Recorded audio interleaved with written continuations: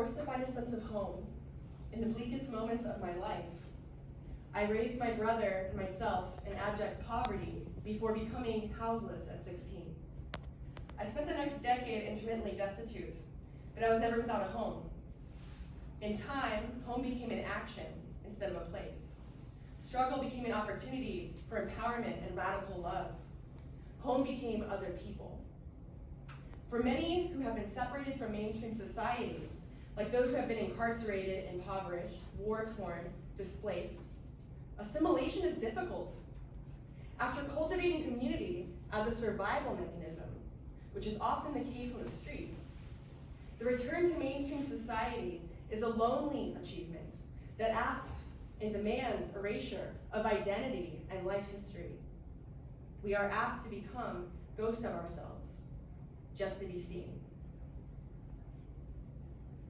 The participatory art movement has become increasingly relevant in social justice and cultivating positive change.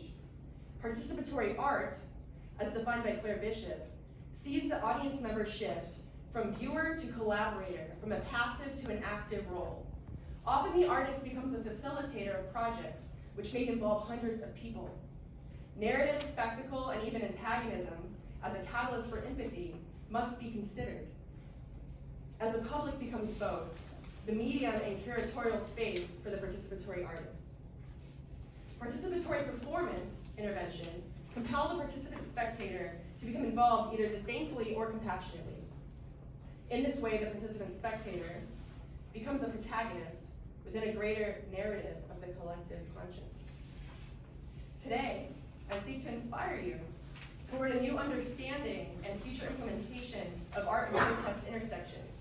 Using my progressing body of work, All Saints, No Justice, as a case study, I hope to answer, what is participatory performance art, and how can it serve our communities effectively in the struggle for social justice?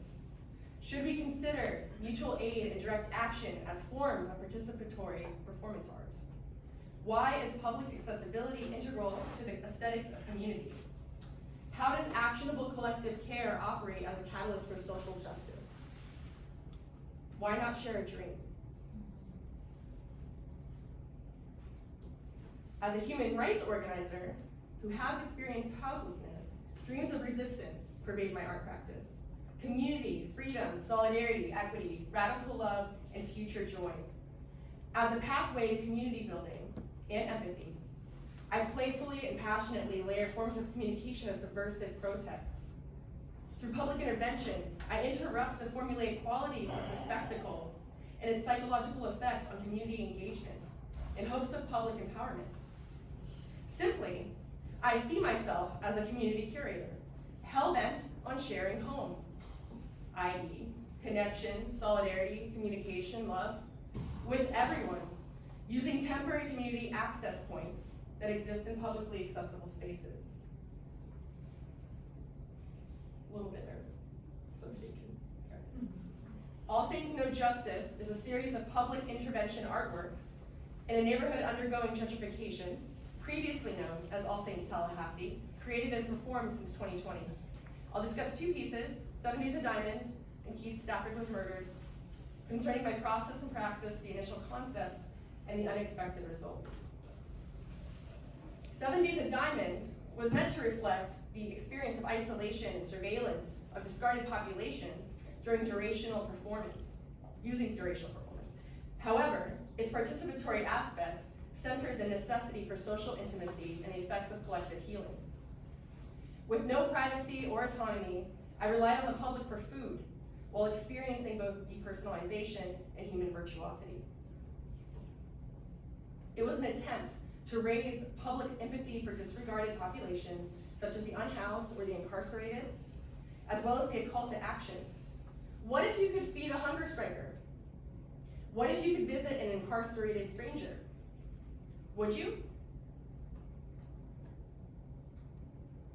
My locked cell was 6 feet by 6 feet wide, and 3 of my cell walls were covered in transcribed text from my diary, by the time I was incarcerated for sleeping in a public park. I was enclosed in my own trauma. The fourth wall was the window, and under it, my team and I installed a drawer for participant spectators to drop food into. A security camera live streamed me 24/7, and the feed was accessible online. I provided myself with the bare necessities, including a non-functioning toilet full of cat litter. I slept, ate, and defecated under the gaze of both seen and unseen eyes. Throughout, I recorded my personal account through diary entries and digital photography. I was required to abide by a self-imposed list of rules that also acted as an object label and a guide for participants. These rules forced me to engage with anything and anyone, whether it was food placed into the drawer or someone who just wanted to talk. In this way, I traded my autonomy for public engagement and action. Taking place in February of 2021, right after the pandemic lockdown, I had hoped for a greater empathetic response. Many people stuck at home and stir-crazy had compared their experience to feeling jailed, while at the same time, stay home became a mantra of social responsibility. Those who were truly incarcerated at this time were forced into solitary confinement, and many were dying in prison. Those who were living on the street had no homes to stay at, and shelters were being shut down. If those seeking an escape from isolation could empathize with me, perhaps they would acknowledge they have more in common with the incarcerated and unhoused than they had previously thought.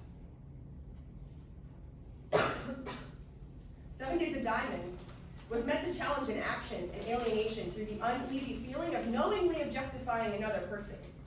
When the objectification is built into a spectacle, the spectator has no choice but to engage, either as someone who passively watches or as someone who contributes to change. I expected to be relatively hungry and lonely, but I was overwhelmed by the amount of participant interaction to the point of exhaustion. In the end, the artwork came to reflect the complexity of the human experience. I am watching them just as much as they are watching me. How is domination, objectification, and isolation interrelated and affected by societal constructs, real, imaginary, or even architectural? While some participant spectators are alarmed by my request to take their photo, others are more than happy to become part of the artwork, often acting performatively, inverting our power dynamics of the relationship. I documented, with consent, each participant spectator who visited the window. Each photograph of the participant spectator inverts the theme of surveillance and spectacle. Despite my body and history being the central focus of the work for most viewers, I illustrate the significance of the spectator in the formation of a personal narrative. Who are you without community? When you make yourself a spectacle, you attract the spectacular. Many viewers felt the need to center themselves and perform for me in front of the window. People rode their motorcycles past the window, mooned me, played music, and more. I even had someone ask me out on a date. Then they started putting non-food objects into this drawer. Could I use a toothbrush, flowers, drugs, alcohol, prayer flags, Valentines? Participants' interactions with the artwork revealed an immense hunger for connection. Too much for one person to handle. To my surprise, the box, as it became known, became a public hangout in which different types of people conversed, mostly about human rights. The performance was a symbol of solidarity for the local unhoused population who regularly visited and generally hung around. Due to this, other participants began to bring food to share, like pizza. Many unhoused people I knew or would later befriend sat in front of the window using it as a soapbox, ready to share their experiences with others. On Valentine's Day, the second to last morning of the performance, Keith, a local houseless man, showed up shivering in soaked clothing after a long night of rain. At that moment, my friend Nikki was visiting me. Keith, an alcoholic, was also suffering from delirium tremens. I passed my blanket and a small bottle of liquor, because people were giving me alcohol, through the drawer and instructed Nikki to get him dry clothes from the donation box inside of the building, because I was still locked up. This was the last time that I talked to Keith.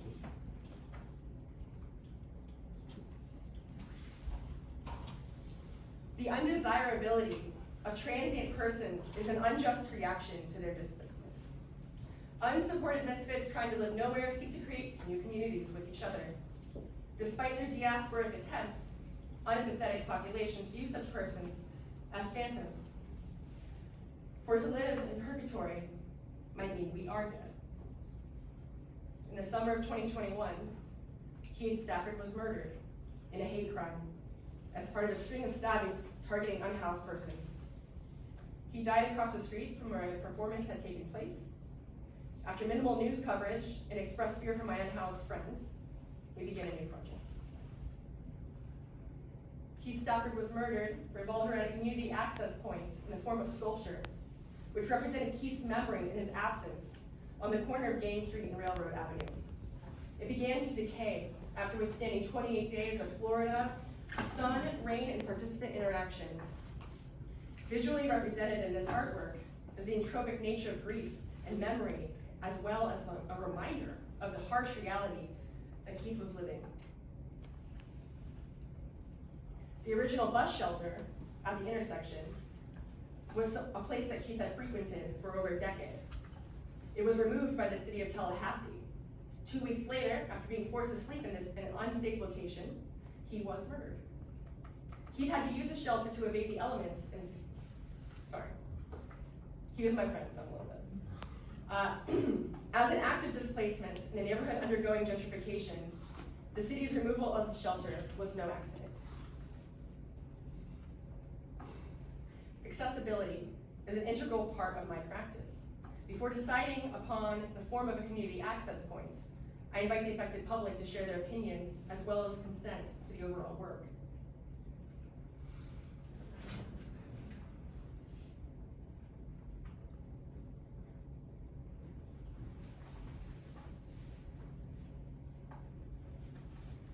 The community access points are built collaboratively, reflecting the hand of the people. Is that too quiet? Okay. The hand of the people. The work is then installed, usually covertly, and open to the public. Food is shared as well. The streets become a gallery, a dinner table, and a soapbox in which passers-by are welcome to engage. Accessibility is maximized through live streams, social media posts, and online discussion threads. Each community access point has an anticipated timeline, and its impact is reported upon by both myself and local media outlets. The sculpture was collaboratively designed and built after meetings with Tallahassee housing populations regarding its content. Houseless individuals and others who knew Keith were invited to speak to his memory on the first night of its duration, sharing stories of their own hardships. We lit candles and ate dinner together on the sidewalk.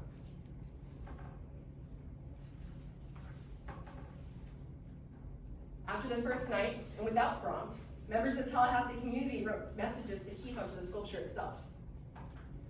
Words written in honor of Keith range from personal affirmations of love to enraged sentiments about unjust systems to statements which acknowledged the hardships of houselessness.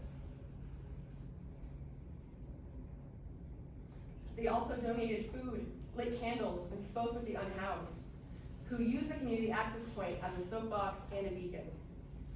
I checked in on the sculpture every day and was able to see it transform physically. Unhoused persons and other members of the community recounted their personal stories throughout its duration. Hey, I'm crying with you inside, and I'm happy outside. I'm happy outside that you're not going. It's still in spirit. Yeah, that's true. Amen. Yeah. Want nobody else? Well, I do.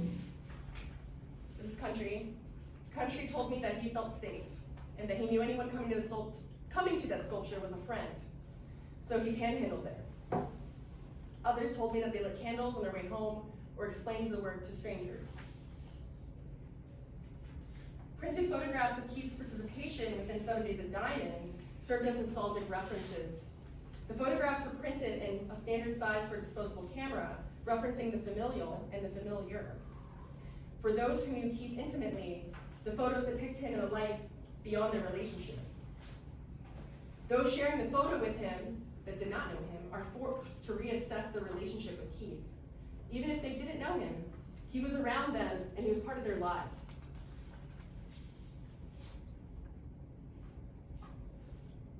members of the community took some photographs with them as keepsakes. Todd, one of Keith's best friends, told me he noticed the photos were becoming damaged and took his favorite to better protect it in the safety of his jacket breast pocket, close to his heart. This photo, from the final day of the piece, depicts an absence. Literally, it is the absence of the sculpture, which performs several functions as a community access point: a memorial, a bus shelter, and a representation of a friend. A week before the sculpture was removed by city workers, I received a call from a government employee who tried to convince me to relocate the artwork. After I told him I would be more than happy to record its removal, he hung up on me. The performance and sculpture served as a retelling of Keith Stafford's story. Except this time, the cause of his death wasn't so easily buried. Upon its elimination, the city repeated two actions: the original removal of the bus shelter and the erasure of Keith Stafford. The city replaced it with the original bus shelter, dirty and unrenovated, causing public outrage on social media. Absence of state accountability, absence of public infrastructure, and absence of life are all reflected in this image. Simply, my art and scholarship are in service of the streets, for the public walking about them, the unhoused individuals living on them, and the reclaiming of them. Participatory art has the ability to remind us that we are not passive spectators in our own lives. Empathy has the power to change unjust laws and culturally accepted biases. I hope my presentation today can be a form of direct action, an opportunity for resistance, and a call to action. Thank you.